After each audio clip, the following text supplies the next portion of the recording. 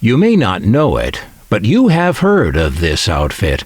Founded May 7, 1946 in Tokyo, in post-war Japan, they went on to very big things. Who am I talking about?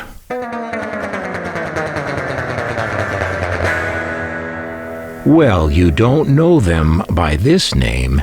You know them by the name they coined in 1955 to put on their first transistor radio. This name and this Sony logo appeared on their products until 1958, when it was replaced with this logo. Look familiar? Well, sure. Sony's TR-63 from 1957 was their last shirt pocket radio to use this logo. What was their first shirt pocket radio to appear without it?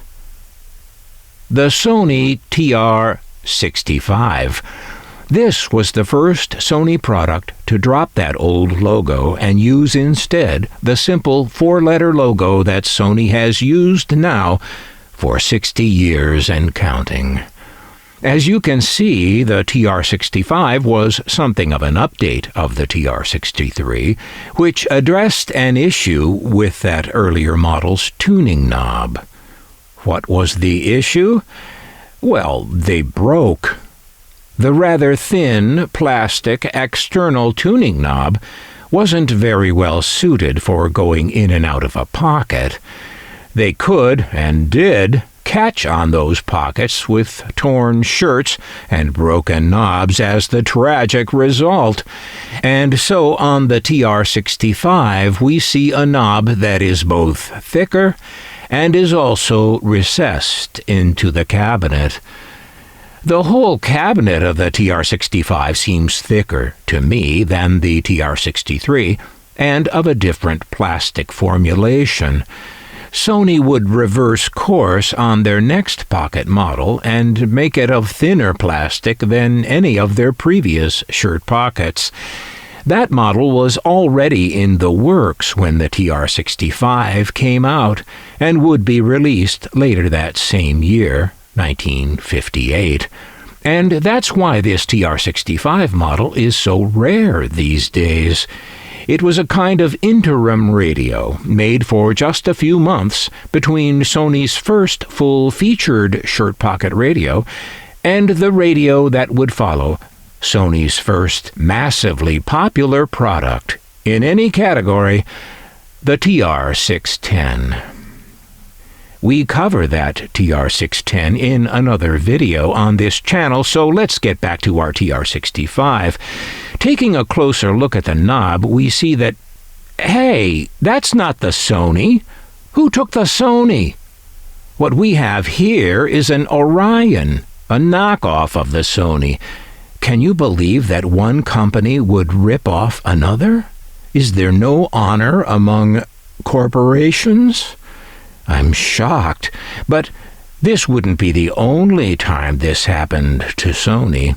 The next shirt pocket model I mentioned, the TR-610 that replaced the TR-65, was copied mercilessly. That model spawned more copycats and lookalikes than any other transistor radio of any brand ever.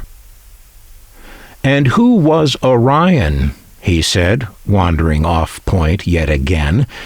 This was Orion, one of the many smaller players in the transistor radio game in Japan. Orion seems to have been incapable of stopping themselves from ripping off Sony. Even their owner's manual graphic borrows the girl in profile holding a radio with two hands thing from this earlier Sony graphic. These sorts of things amuse me, as regular viewers on this channel know, and while they're amusing, it's fair to note that a company willing to steal from another company is willing to steal from their customers. You. And you know, ultimately, where did it get them? While somewhat subdued in appearance compared to the TR-63, the TR-65 is a thing of beauty in its own way. Sony obviously had the leadership and talent in place by early 1958 to consistently make great things. Within a year, by the end of 1958, the whole world would know it. The Sony TR-60... Hey! The Sony TR-65.